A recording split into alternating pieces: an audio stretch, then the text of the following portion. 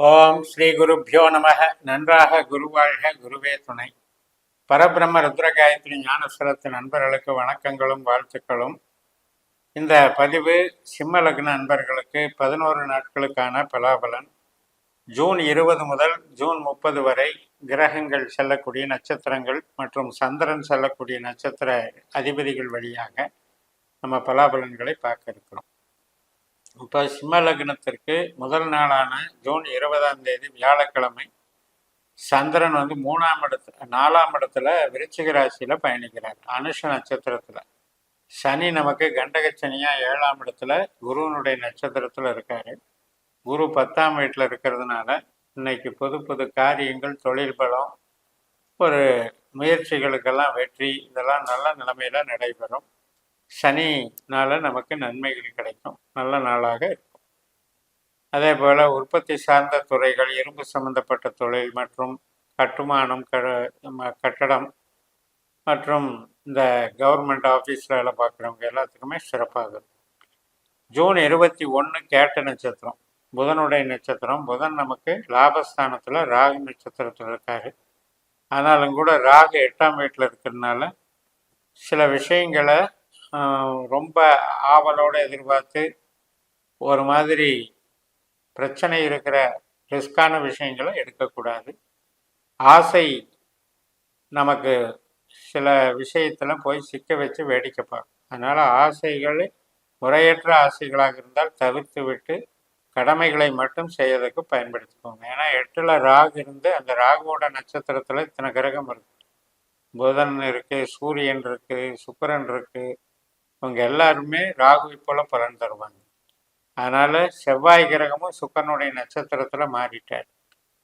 அதனால இந்த நாள் உங்களுக்கு வெள்ளிக்கிழமை சாயந்தரம் 6:18 வரைக்கும் நமக்கு கேட்டை நட்சத்திரம், புதனுடைய நட்சத்திரம். அதுக்கப்புறம் மூல நட்சத்திரம், சந்திரன் தனுசு ராசியில பயணிக்கிறார்.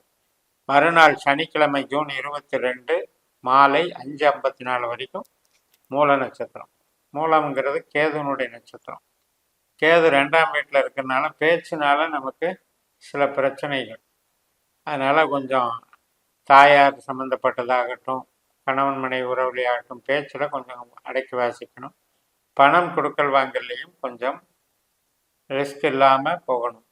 கரெக்டான வகையில் போயிட்டால் தான் நமக்கு விரயம் இல்லாமல் இருக்கும்.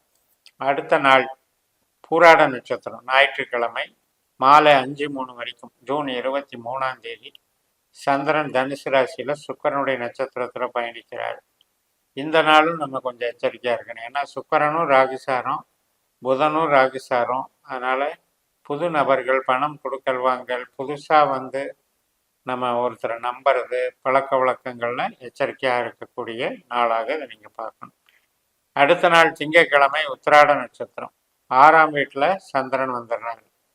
அப்போ நமக்கு சூரியனை போல செயல்படுகிறாரு. சூரியனும் ராகுசாரம் வாங்கியிருக்காரு.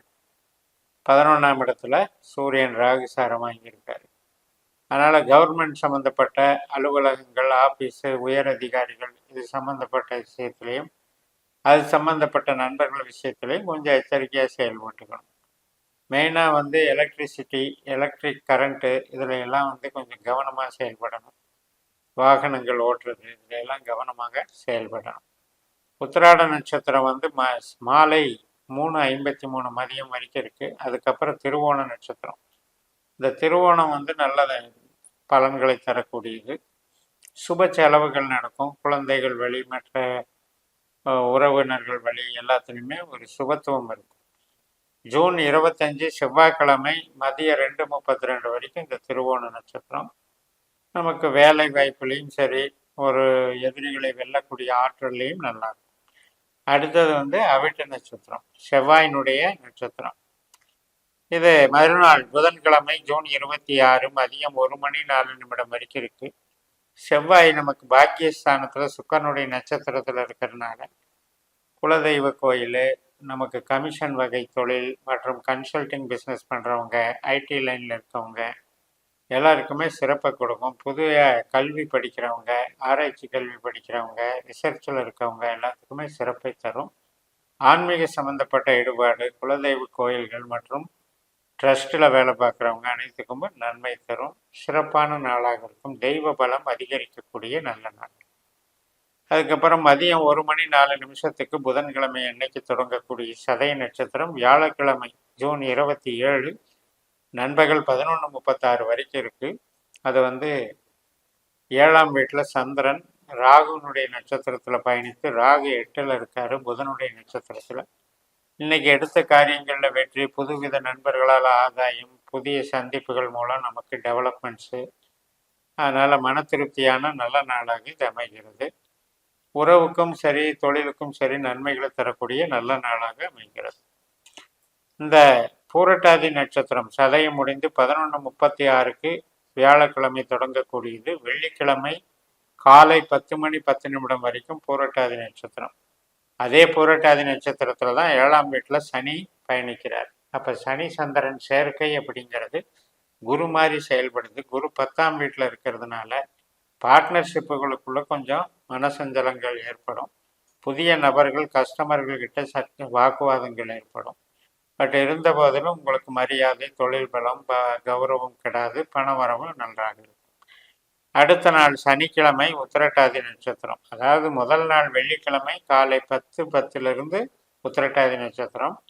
சனிக்கிழமை காலை 8:49 வரைக்கும் தான் அந்த உத்திரட்டாதி நட்சத்திரம் இருக்கு. அப்போ இந்த காலகட்டத்தில் வெள்ளிக்கிழமையில சனியினுடைய ஆதிக்கம்தான். அப்போ சனி குருவை போல செயல்படுறதுனால நமக்கு தொழில் பலம் நல்லா இருக்கு. சனிக்கிழமை அன்னைக்கு 8:49 தொடங்குற ரேவதி நட்சத்திரம் புதனுடைய நட்சத்திரம். சந்திரன் 8ஆம் வீட்டுக்கு போயிடுறார் மீனராசி. அதே ரேவதி நட்சத்திரத்துல தான் ராகு இருக்காரு. இப்போ சந்திரனும் ராகும் சேர்ந்துடுறாங்க, ஒரு கிரகண தோஷத்தை கொடுக்குறாங்க. பட் இருந்தாலும் கூட புதன் நமக்கு லாபஸ்தானத்தில் இருக்கனால இன்னைக்கு ஒன்றும் பாதிப்புகள் பெருசாக இருக்காது. சின்ன சின்ன மனசஞ்சலங்கள் போகும். மறுநாள் ஞாயிற்றுக்கிழமை ஜூன் 30 காலையில் 7:33 அசுவனி நட்சத்திரம் தொடங்குது. கேதுவனுடைய நட்சத்திரம். லக்னத்துக்கு 2ஆம் இடத்துல கேது இருக்காரு. அதனால பேச்சுகளில் கவனம் தேவை. அதே நேரத்தில் 9ஆம் இடத்துல இருக்கக்கூடிய சந்திரன் கேதுவை போல செயல்படுறாரு. அப்படின்னா பூர்வீக சொத்துக்கள் கிடைக்கிறது, தந்தை வழி ஆதாயம், புதிய நபர்களால் வரக்கூடிய ஆதாயம், இதெல்லாம் நமக்கு இன்னைக்கு நன்மைகளாக நடக்கும். அதே நேரத்தில் உறவுகள்லையும் நல்லா இருக்கும், தொழில் பலத்திலையும் நல்லா இருக்கும். வளர்ச்சிகள் நிறைந்த நல்ல நாளாக இது கருதப்படுது. இப்போ நம்ம சிம்ம லக்னத்திற்கு 9ஆம் வீட்டில் செவ்வாய் 19ஆம் தேதியே சுக்கரனுடைய பரணி நட்சத்திரத்தில் செவ்வாய் மாறி செயல்படுறாரு. சுக்கரன் நமக்கு லாபஸ்தானத்தில் இருக்காரு. அதனால் இது ஒரு பாக்கியஸ்தானாதிபதி அப்படின்ற வகையில் ஒரு நல்ல அமைப்பு கொடுக்கும். ஒரு இறையருள் கொடுக்கறது, நல்ல அதன் மூலமாக வரக்கூடிய திடீர் அதிர்ஷ்டங்கள், எதிர்பார்த்த செய்திகள், இதெல்லாம் வளர்ச்சிகளாக நடைபெறும். நல்ல வகையில் இந்த செவ்வாய் கிரகம் உங்களுக்கு அனுகூலமாக செயல்படும் என்று கூறி நிறைவு செய்கிறேன். இந்த சேனலை சப்ஸ்கிரைப் பண்ணி ஷேர் பண்ணுங்கள். உங்கள் தனிப்பட்ட ஜாதக பலாபலன்களை என்னுடைய வாட்ஸ்அப் நம்பரில் தொடர்பு கொண்டு பலன் பெறுங்கள். உங்களிடமிருந்து விடைபெறுகிறேன். உங்கள் JMS. நன்றி, வணக்கம்.